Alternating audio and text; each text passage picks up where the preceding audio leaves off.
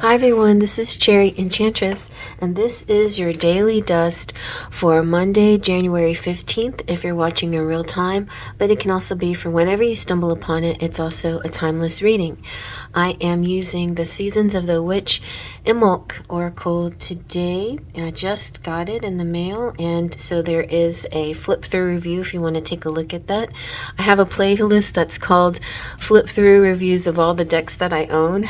So anytime you want a private reading, you can check out that playlist and choose whatever deck you would like me to read from, and I'd be happy to. So this is Imbolc. It's pronounced, I was taught that it's pronounced Imbolc, you know, like not really pronouncing the B. So if I'm wrong, you can correct me. But that's how I was taught. And this is a really beautiful deck with this beautiful blue edge and lovely artwork. So let's give it a good shuffle. We're going to get a 3-card collective message for this day, or it could be clues for future events. It could be about this Imbolc season, which Imbolc starts on, or officially starts on February 2nd, but it could be for most of January all the way, I would say, till March, maybe April. Just depends. We're gonna get into other festivals after Imbolc as well, so I'm trying to collect all of them so we can have all of the festivals of the year. Let's see what we get. All right, we have antlers.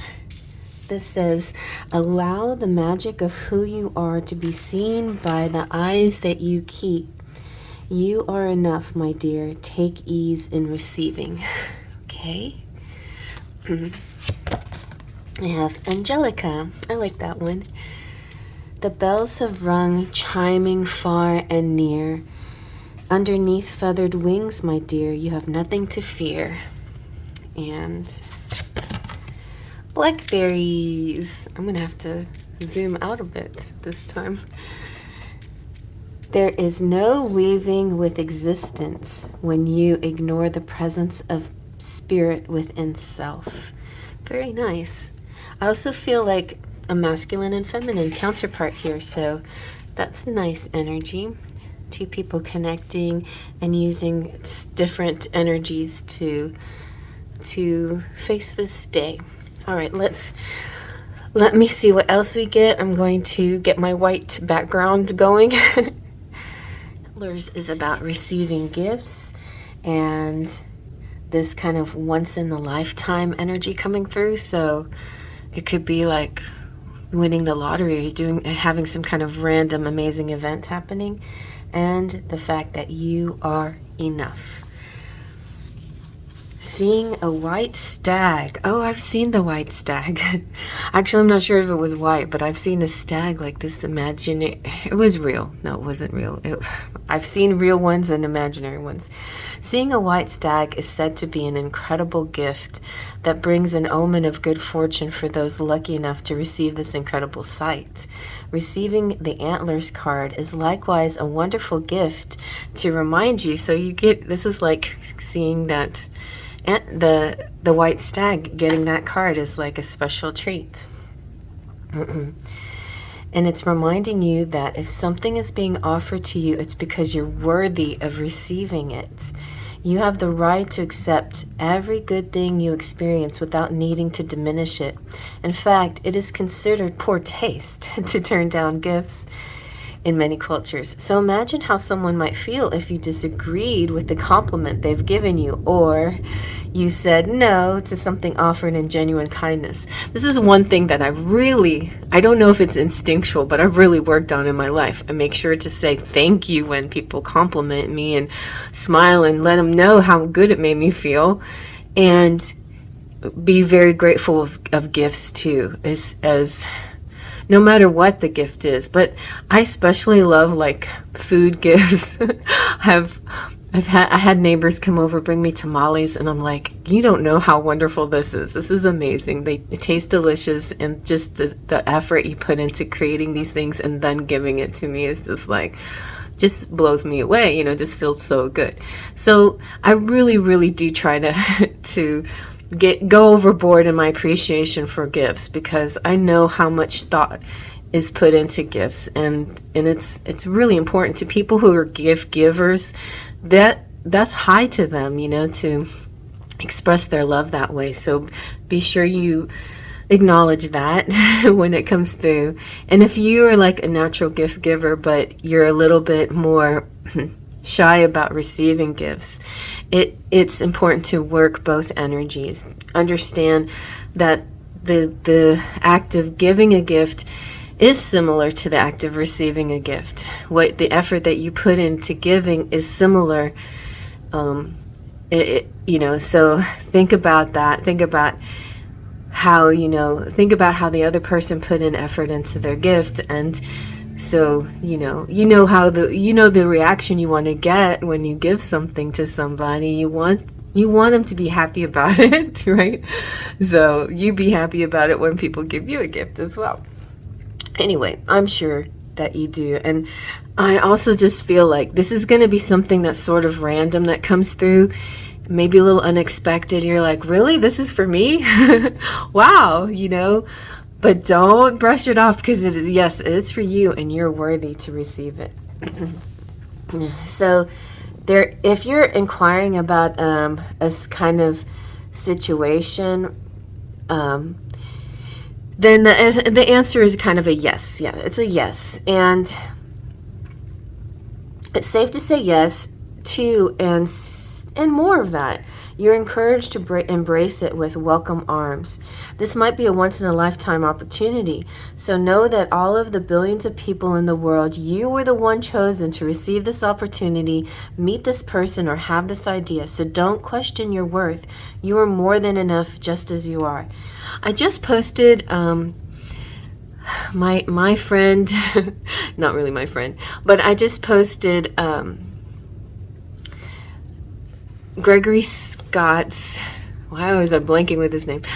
Just posted his weekly prediction, and within his weekly prediction, he goes to specifics of your sign, of your sun sign, or whatever sign you want to look up. And I feel like that's really great. So that's very helpful.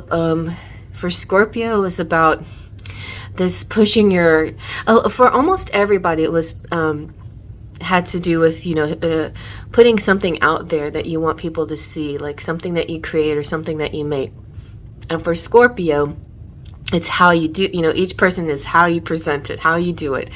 A lot of people are going to be in fight or flight mode, but Scorpio's kind of interesting, is like fight and flight and like burst into flames, phoenix. I don't know, just the way Scorpios are. We kind of overdo it sometimes, but it was kind of positive the way he described it. So I thought that was kind of an interesting way of looking at it. It's like, I feel like everybody's going to get some kind of opportunity this week, and it's how you interact with that opportunity that's going to be real important. So some of you will get this tomorrow, and some of you maybe later on this week, but be aware and alert to these unique opportunities coming your way.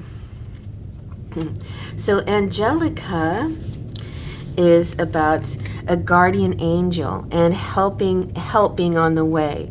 Oh, that's really good. And protection as well. So rest assured that help is on the way and you are safe to move forward, knowing all will be well.